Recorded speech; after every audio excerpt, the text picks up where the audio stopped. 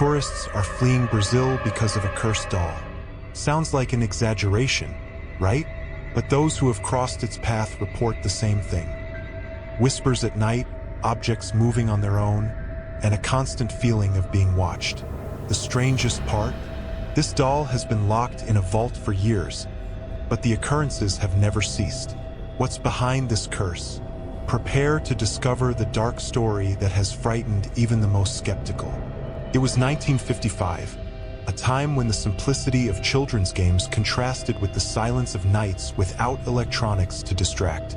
Anna, an 8-year-old girl with fair skin, blonde hair in impeccable braids, and hazel green eyes, was celebrating her birthday in a modest wooden house in the countryside of Sao Paulo. Among the presents wrapped in colorful papers, one stood out.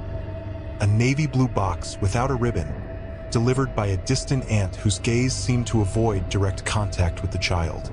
Upon opening the gift, Anna found a porcelain doll with a white lace dress, gray-blue glass eyes, and brown hair in perfect curls. There was something unsettling about that frozen expression, a slight, almost mocking smile, and a gaze that seemed to follow movements around it. But, to a child, it was just another toy, and Anna soon embraced it with the affection typical of someone who finds a new friend. The following days were filled with innocent games. The doll, named Clara by Anna, never left her hands. At night, she would place it sitting on the chair next to her bed, facing the window. It was strange, however, how Anna always woke up with the doll fallen on the floor, even though the girl swore she had left it well-positioned before going to sleep. One morning, Anna's mother, Marissa, noticed faint marks on the wooden floor, like small scratches that ran from the doll's chair to the bedroom door. She attributed it to the girl's natural movement during the night, although a subtle unease settled in her chest. The father, a practical and skeptical man, laughed at the worries and suggested nailing the chair to the floor as a joke. The nights began to change. The usual silence was interrupted by light creaks, as if something were moving slowly across the floorboards. Anna, with wide eyes in the darkness, claimed to hear whispers coming from the direction of the doll.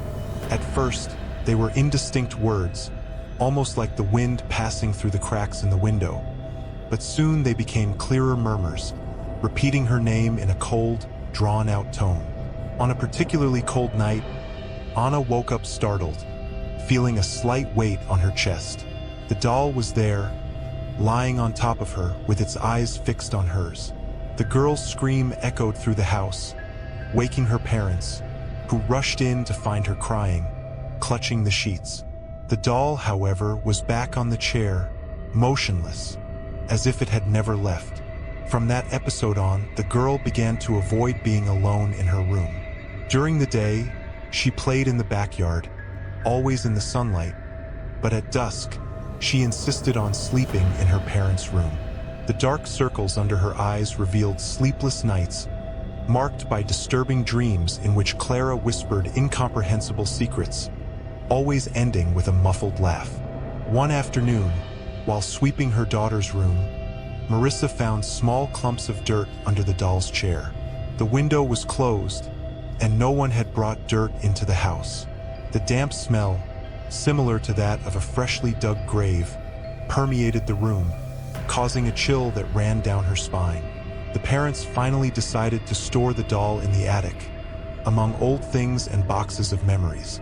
Anna seemed relieved, although she still woke up in the middle of the night, frightened by nightmares that insisted on showing Clara, standing at the foot of her bed, with her hands outstretched. But it was just childish imagination, right? After all, the doll was far away, locked under the dusty tiles. That night, silence reigned again in the house. No creaks, no whispers, just deep and, for a moment, comforting sleep. Until shortly before dawn, a creaking sound echoed from the attic, as if something heavy was being dragged.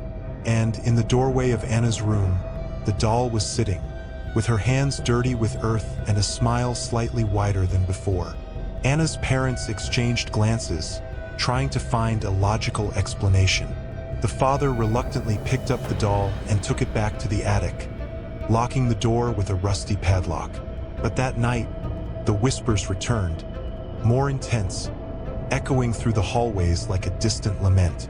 Anna cried softly, huddled under the covers, while the doll's shadow seemed to be projected on the wall, even without enough light for it. The objects in the house began to move around. Cups appeared on the kitchen floor, pictures were crooked on the walls, and cabinet doors opened on their own. Marissa found her grandfather's pocket watch inside the oven, still working, always marking 3:13 in the morning.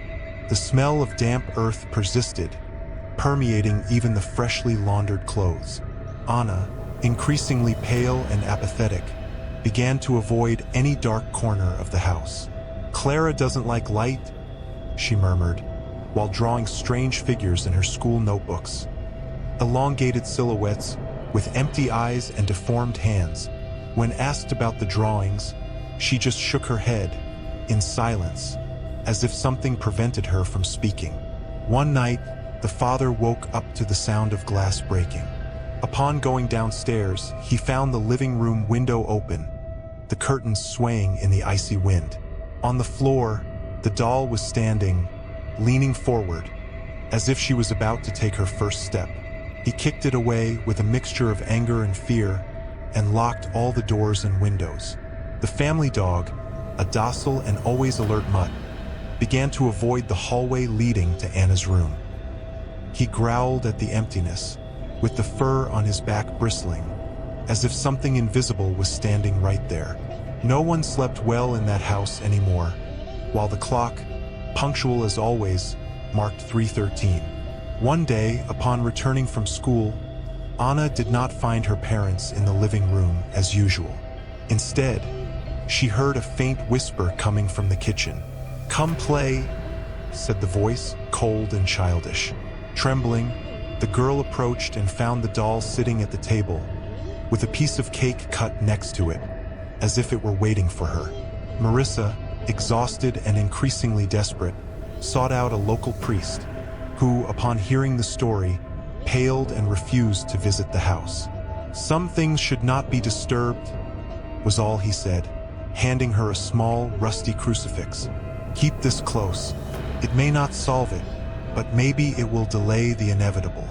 That night, Anna slept with the crucifix under her pillow, while the doll, again in the attic, seemed to rest in silence.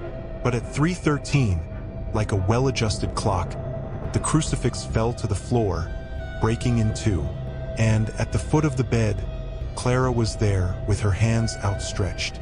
The next morning, Anna was unrecognizable. The childish sparkle had disappeared from her hazel green eyes, now opaque and deep-set. The dark circles darkened her fair skin, and her movements were slow, as if something sucked her energy with every step. The mother insisted that she miss school, but Anna refused with a distant murmur, as if she were trapped in a dream from which she could not wake up. During breakfast, the girl remained silent, playing with the food without eating. When the mother touched her shoulder, Anna flinched, as if the touch burned. "She's angry," she said softly, without looking up. Marissa froze. "Who's angry, honey?" she asked. But Anna just got up and went to her room, dragging her feet across the floor as if she were walking against an invisible wind. That afternoon, determined to solve the problem once and for all, Marissa picked up the doll with gardening gloves, as if direct touch could transmit the evil. She wrapped it in a thick blanket and drove to a vacant lot on the outskirts of the city. Under the scorching sun, she dug a deep hole with her own hands, ignoring the broken nails and cuts on her palms.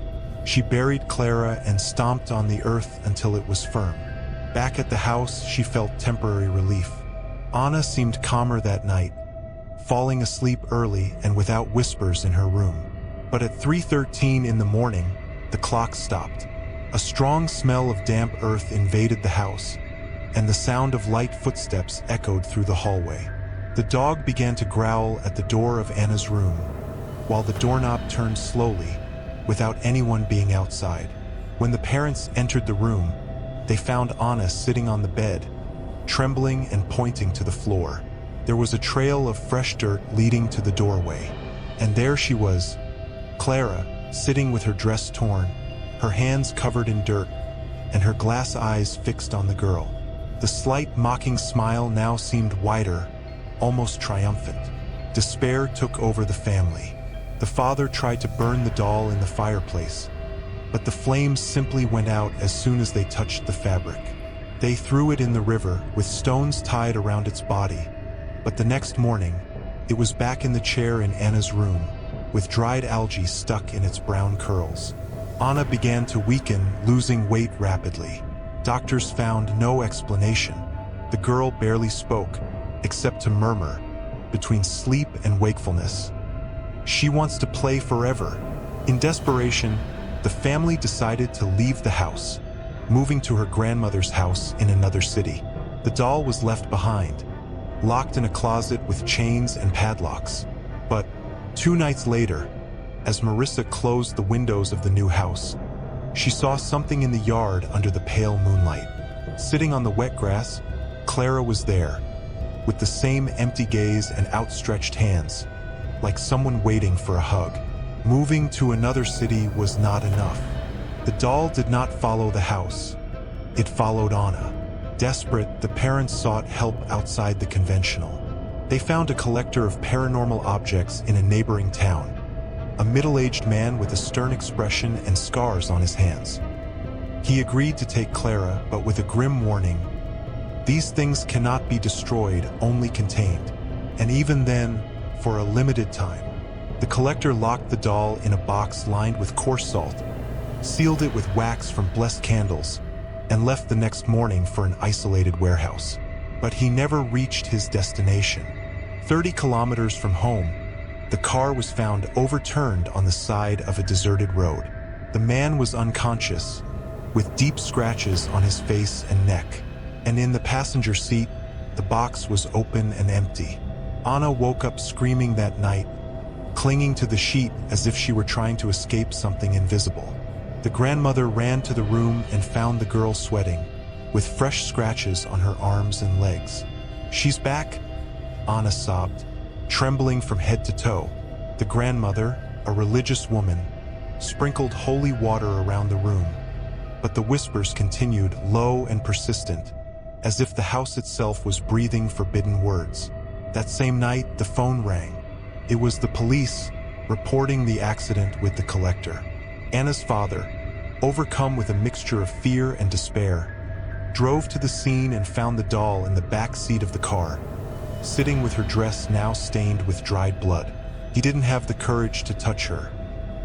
He called a priest known to the family, who, upon seeing the doll, paled and recoiled. "This is not just an object," murmured the priest, as he traced a sign of the cross in the air. "There is something inside it, something that feeds on fear, on vulnerability, and, more than anything, something that does not want to be forgotten." He suggested a containment ritual, not to free the doll, but to trap it in a space between worlds. The ritual was performed in an abandoned shed, far from any inhabited area. The doll was placed in the center of a circle of salt, surrounded by black candles. The priest murmured prayers in Latin while Anna's parents held the girl, who was shaking non-stop. At the apex of the ritual, the flames of the candles rose like small explosions and, for an instant, the silence was absolute. When the echo of the silence dissipated, Clara was lying on the floor, inert. The previously mocking face now looked worn, almost cracked. The priest, exhausted, warned, "This is not an end. It is only a pause. Keep it away from children. Never let it go unattended." The father locked the doll in a steel vault, welding the cracks and sealing it with lead. The vault was stored in a private warehouse, away from the house, away from Anna. For the first time in months, the girl slept without nightmares. But the clock in the living room continued to stop at 3:13 every night, as a reminder that something still breathed in the shadows. Today, Clara is kept in a restricted room of a museum dedicated to cursed objects. The vault is kept under constant surveillance, with cameras that, from time to time, capture subtle movements inside. The images never show the doll clearly, only shadows that seem to move as if something were crawling under the surface of the vault. Museum visitors report feeling a chill when passing through the hallway where the doll is locked. Some claim to hear muffled cries at night, like a child mourning the loss of something precious. Employees avoid working after hours, and reports of recurring nightmares are common among those who spend more time near that specific wing. The museum has considered discarding the object, but whenever they try to move it, small incidents occur. Light bulbs explode, equipment fails, and employees report feeling invisible hands touching their shoulders. Finally, they decided to leave it there, quiet, watching. No one knows for sure where Clara came from. The aunt who gave it as a gift disappeared without a trace months after Anna's birthday. The house where the family lived was abandoned and, years later, demolished after reports of paranormal activity prevented the sale. Only the doll remained, intact, as if time had no power over it. The vault remains closed, but every night, without exception, at 3:13, the surveillance cameras record the same phenomenon. The doll, motionless throughout the day, slowly turns its head to face the door of the room, as if it were waiting for something or someone. And so, the curse remains, dormant, but never ended. Doll Clara remains locked in the museum vault, but one thing is certain. The silence around her is never absolute. Every night, at 3:13 a.m., the cameras capture the same movement, her head slowly turning, as if waiting for someone to open the door. No one knows if the curse is contained or merely dormant, awaiting its next victim. What's even more disturbing, some tourists, drawn by the legend, have tried to defy the warning and see the doll up close. Reports tell of inexplicable falls on the museum stairs, phones that die when trying to photograph her, and even visitors who, after their visit, repeatedly dream of a child's voice saying, "Let's play." But if you think that story is already scary, brace yourself for this next account. In an abandoned house in the Paraíba countryside, the site of a tragedy forgotten by time, residents claim to hear screams at night and see lights turning on by themselves, as if something or someone is still inside. So what about you? Would you risk getting closer, or would you turn back like so many others? Leave your comment below and share your theories. And don't forget, subscribe to the channel, turn on notifications, and get ready, because the next story will reveal a dark secret that many would prefer to forget. Have you ever heard of the abandoned house in the heart of João Pessoa? At first glance, it just looks like another property forgotten by time. Peeling paint, broken windows, and a rusty for sale sign swaying in the wind. But those who live nearby know the truth. Families who tried to live there disappeared without a trace, and neighbors still wake up in the middle of the night to muffled screams coming from inside. It's not just an old story told to scare children. Something in that house remains awake, waiting, watching, and whoever dares to get close never comes back the same. You're about to learn the real story of the house that seems to breathe, and it's not for the faint of heart. In 1972, the Silva family arrived in João Pessoa looking for a fresh start. The father, Sergio, a tall man with dark skin and tired eyes, had gotten a new job as the manager of a local market. His wife, Lucia, with black hair and deep brown eyes, was happy to finally leave the small apartment they had lived in for years. With them came their children, Julia, 10, and Marcos, 7, both excited about the spacious new house their parents had promised. The house, an old two-story building, was on a quiet street in the center of town. The walls were a faded yellow, with wooden windows worn by time. But what was most striking was the price, well below market value. An unmissable opportunity, the realtor had said, avoiding eye contact when mentioning the long list of former owners. None of them had stayed for very long. The first day was pure excitement. The furniture was arranged. The children ran through the echoing hallways, and Lucia opened all the windows to let the sun in. The smell of old wood mixed with the aroma of fresh coffee in the kitchen. Sergio, while assembling a shelf, joked, "Finally a real home," without neighbors complaining about the noise. But as night fell, the house seemed to change. The walls, once illuminated by the sun, now seemed darker, as if absorbing the light from the lamps. The silence, which had been comforting during the day, became heavy, interrupted only by the occasional creaking of the floorboards, as if invisible feet were moving upstairs. On the first night, Julia woke up scared. She swore she had heard someone calling her name, a drawn-out whisper coming from the hallway. She got up, barefoot, and walked to the bedroom door. The hallway was empty, but the cold she felt was unusual for the city's warm climate. When she went back to bed, the voice sounded again, closer, "Julia!" In the morning, when she told her parents, Sergio laughed and said it was just the imagination of a child in a new house. Lucia, however, noticed that her daughter's eyes were sunken, as if she hadn't slept at all. When Julia went to brush her teeth, Lucia felt an inexplicable chill as she passed through the hallway. Marcos, younger and always absent-minded, also began to behave differently. He, who always slept like a log, now woke up crying for no reason. "There's someone in my room," he said one night, hugging his father. Sergio, tired and irritated, turned on the lights and found nothing, except for the curtains swaying slightly, even with the windows closed. At the end of the first week, Lucia noticed that objects seemed to move. The kettle, always left on the stove, was found in the middle of the kitchen table. The children's shoes appeared on the stairs, and the picture frames leaned on their own on the shelves.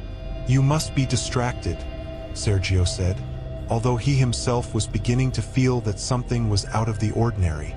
That night, as she closed the house for the night, Lucia stopped in the living room watching the window. On the glass fogged by the dew, something was written with invisible fingers. "They are here." Her heart raced, and she ran to the bedroom, not realizing that, in the dark hallway behind her, two shadows were moving slowly towards the stairs. The following days brought more than just discomfort. The silence of the house, once reassuring, now carried a strange weight, as if something was always lurking. Lucia woke up in the middle of the night with the feeling of being watched, and the children refused to play alone. Marcos, especially, began to avoid the upstairs hallway, claiming that someone stayed there, just watching. One morning, while making coffee, Lucia noticed a strange smell in the air. It wasn't just mold from the old walls, but something deeper, more rotten, like damp earth mixed with something decomposing. She opened all the windows, but the smell persisted, concentrating mainly in the living room and the children's bedrooms. Julia began to complain of whispers coming from the walls. "They speak softly, as if they don't want us to hear," she said, hugging her pillow tightly. Sergio, already annoyed with the constant complaints, went up to the attic to check if there was an animal trapped between the walls. He found only dust, rotten wood, and, in the darkest corner, an old rusty wind-up toy. That same night, while everyone was asleep, Lucia woke up to the sound of furniture dragging. She hurried downstairs, imagining that the children were playing out of hours, but found the living room empty. The kitchen table, however, was in the center of the room, turned at an unusual angle, as if something had pushed it hard. Marcos began to have frequent nightmares.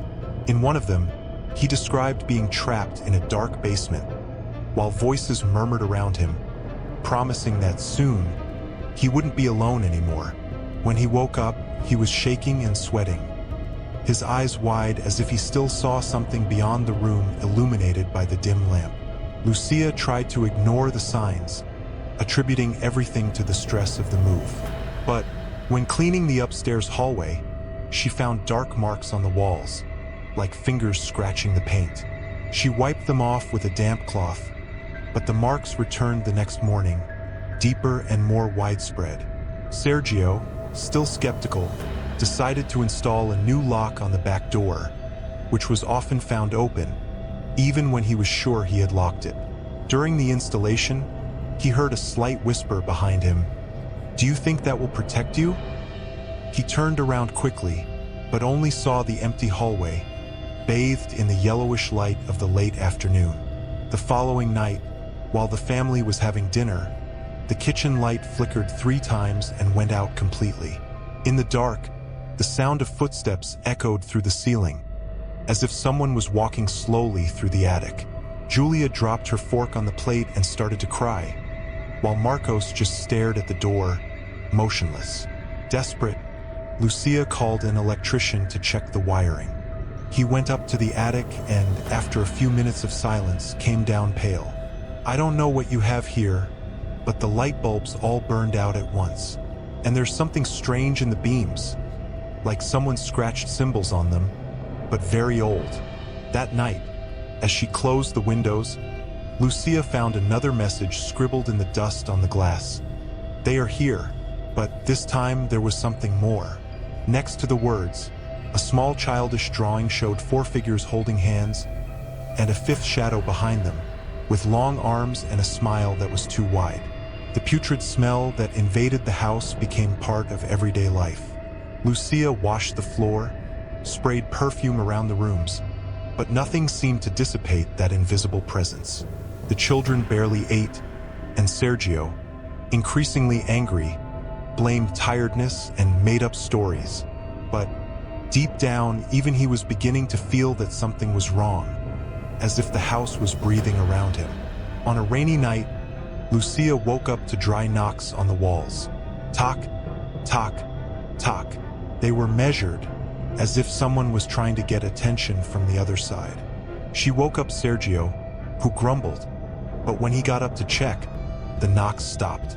When he went back to bed, the noise started again, now coming from the ceiling. In the morning, the children found something strange in the living room. Scrawled in charcoal on the wall, a crooked and urgent sentence read, "They are here." Lucia, pale, scrubbed the wall hard, but the words seemed impregnated in the paint. The marks spread like cracks, revealing a layer of old bricks under the paint. Marcos refused to leave the room.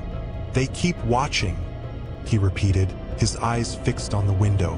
Lucia, desperate, closed the curtains, but felt a chill when she noticed that, on the glass fogged by the humidity, small finger marks slid slowly down, as if something was outside, trying to get in. Sergio decided to act. He went up to the attic armed with a flashlight and a crowbar. Lucia heard the steps creaking above, each movement echoing as if the space was larger than the roof of the house allowed. Then silence. A heavy, dense silence that made her heart race. "Sergio?" she called, but the only answer was the sound of the flashlight falling on the floor. When he finally came down, he was pale, shaking. "There's something up there," he murmured. "It's not an animal. It's not human." In his hands, he held a piece of old wood, engraved with rudimentary symbols, as if they were tribal markings. Behind him, the attic remained open, dark as a bottomless pit. That night, the children slept in their parents' room, but no one slept a wink. At 3:13 in the morning, the living room clock stopped. The creaking of the floorboards echoed through the hallway, like cautious footsteps. Suddenly, all the doors slammed at the same time, making the windows vibrate.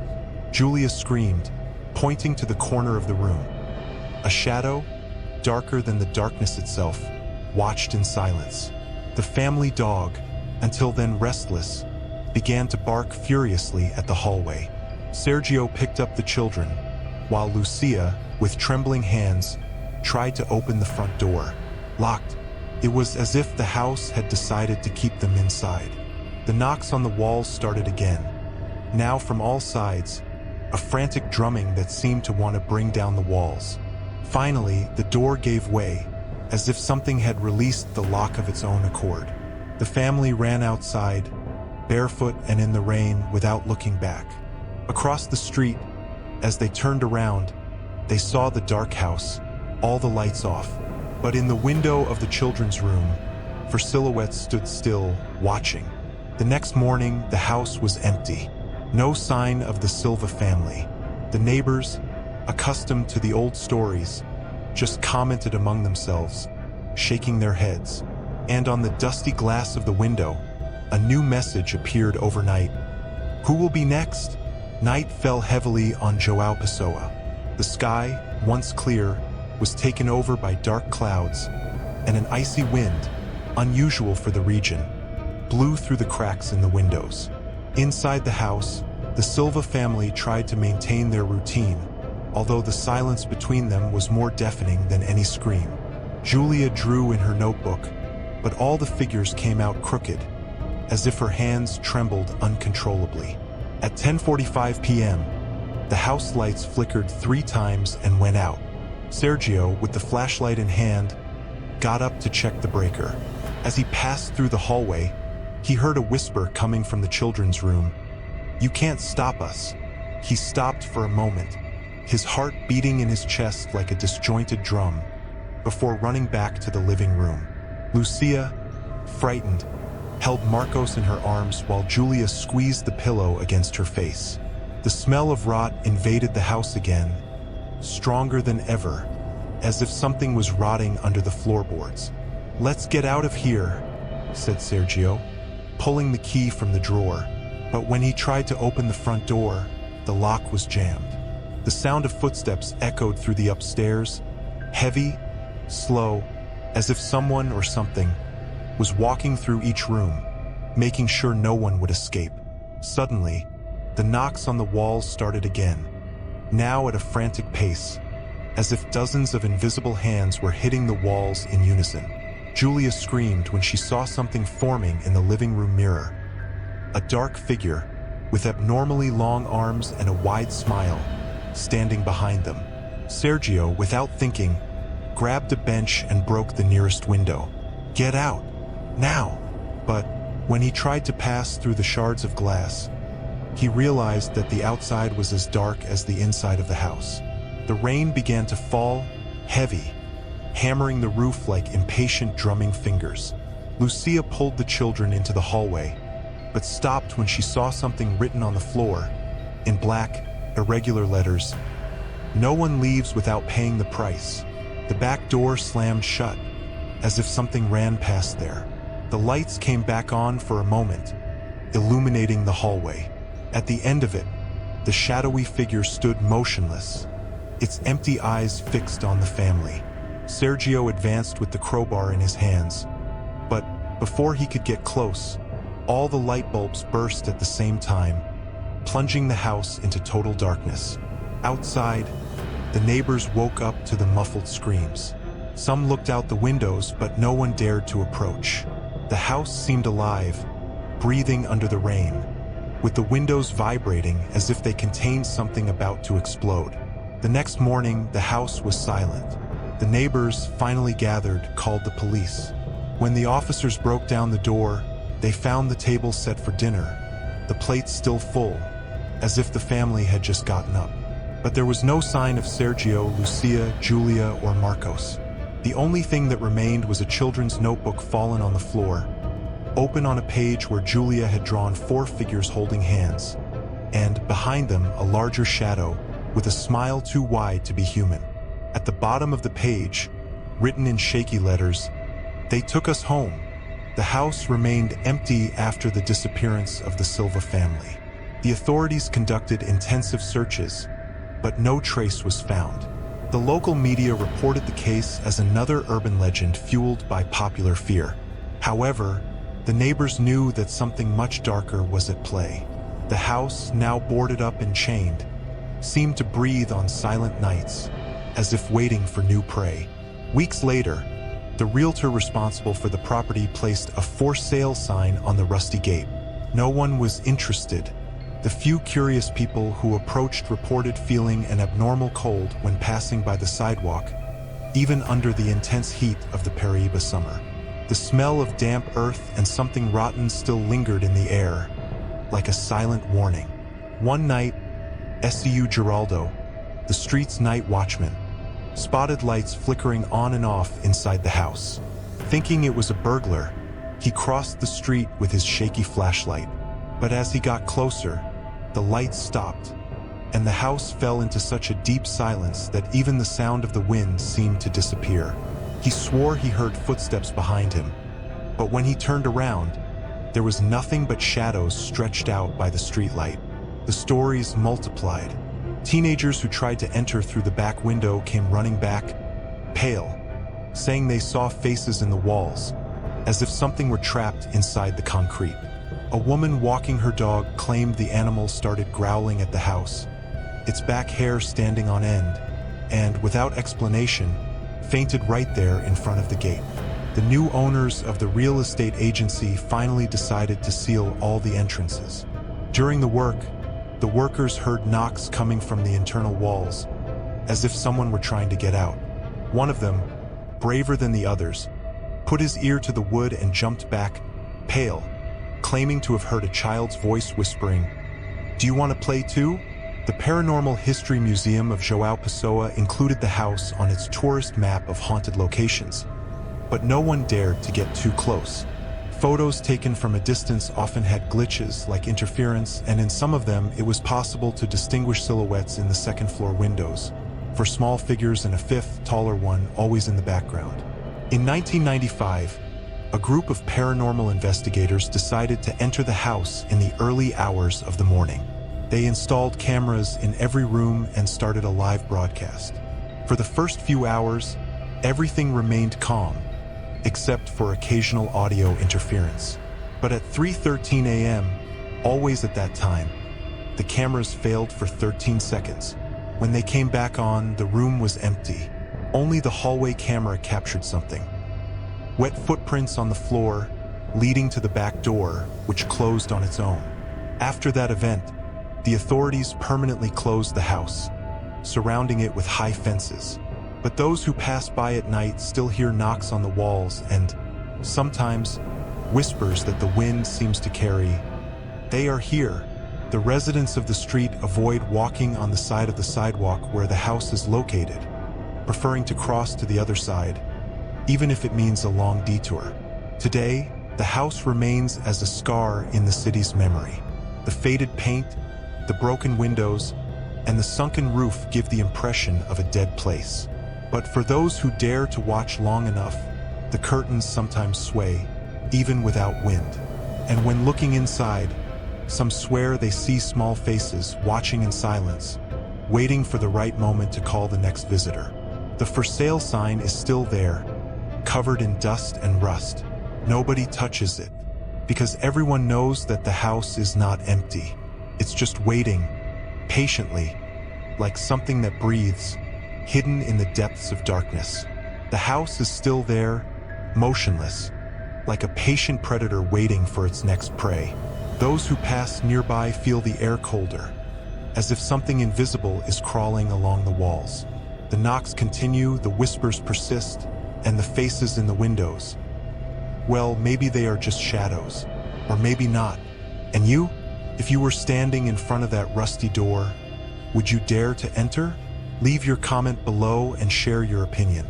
And don't forget, subscribe to the channel, turn on notifications, and stay tuned, because sometimes the real terror is closer than we imagine.